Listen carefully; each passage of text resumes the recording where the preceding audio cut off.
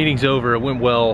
We got to present everything, but didn't quite go as planned. We knew they had 2 ad accounts. We thought one was for their agency before that they had left, or thought they were still working with, but it actually was a separate ad account that they used for search.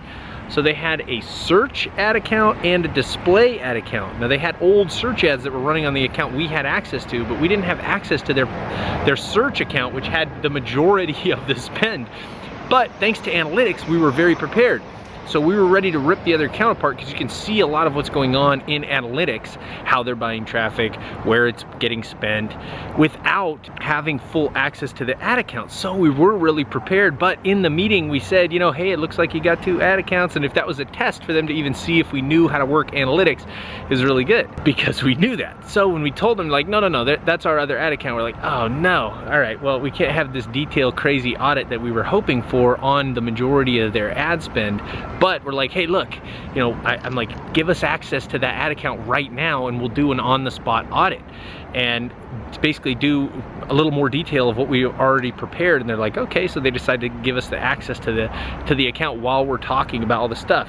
So some of this, you know, when we were going to present the initial audit, we're like, oh my God, there's no expanded text ads, there's no responsive search ads, they only have a few keywords, there's no negatives, but it's because it wasn't their main account. So we get access to the other account, and thankfully they were using Smart Shopping, and in Smart Shopping you can't do any kind of optimization. Everything's done by Google. So if you go into placements, you won't see anything, but like keywords or negative keywords, you can't optimize at all.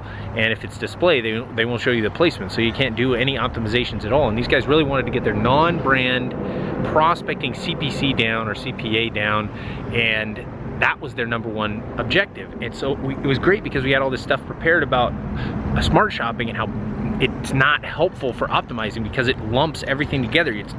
The performance could be heavily based on brand, and maybe their branded campaigns really are getting an insane 200x, but because it's in Smart Shopping, it's blended with their prospecting, and maybe it's 10x or whatever. I'm not using real numbers here, I'm just trying to illustrate that it's all blended together.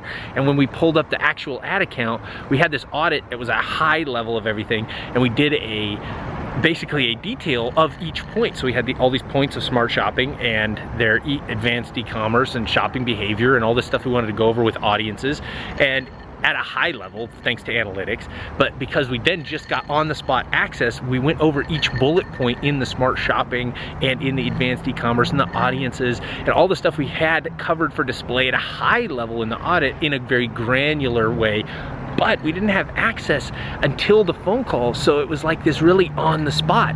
So we were really speaking from the heart, and it wasn't like this rehearsed thing, and I think they could tell that we really knew what we were looking at and what we were talking about, so it was really cool. Now, we've had multiple conversations over many months with these people, okay? The CEO, the COO both like us, and they know I think they know they're comfortable working with us, but now we needed to get the buy-in from the person that's the brand marketing manager who's actively running the Google ads right now, but has more of a focus on Facebook. So it was an hour and 40 call. So an hour into the call, the CEO and another manager in the business of the marketing manager drops off the call because they had another commitment, and they're like, hey, you know, keep going if you want to. So they end up dropping off in an hour, just like they say they're going to, and after an hour 10, my business partner and the brand marketing digital marketing manager who's running all the ads now stays on the call, along with the COO stayed on the call as well. So there's 2 people on the call, and we ended up at an hour 10. My partner's like, hey, you know, we want to be conscious of time. Is there anything that you need us to do about, you know, getting off the call? And I'm like, wait, you know, if we need to, at an hour 10, I'm like, hey, you know, we can keep going. We're free on time if you guys are. And the digital marketing manager said, yeah, I'm good on time, let's keep going. And that's like the best case scenario for us, right? Because if you don't want to work with somebody, you're trying to get off the phone as fast as you can, right? If something that you're talking to somebody is not valuable, you're trying to get off the phone as fast as you can. At least I am. I wouldn't volunteer to stay on the call for another 40 minutes. So I thought that was spectacular. Like, they want to stay on the call, the COO wants to stay on the call, and by the end of the call, 20 minutes left, they're asking us real detailed questions about all the stuff that we've presented, not just like high-level stuff they wanted to know. They were listening and engaged the entire time, asking us very specific questions, clarifying questions about how their money would be spent, what is possible. That's exactly the kind of stuff we wanted. It ended with us having a very collaborative conversation about Amazon and what we could do for them on Amazon. All in all, the call went really well.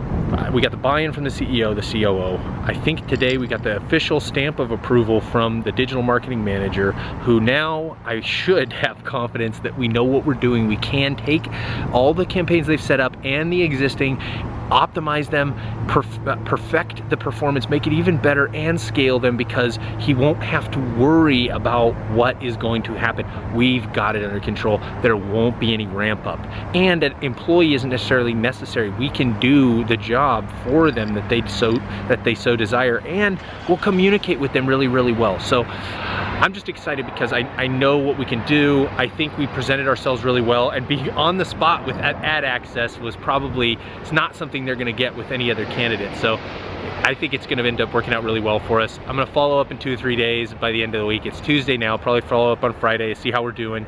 And who knows, maybe we'll sign them up and get started right away. Fingers crossed. Stay tuned for the next update.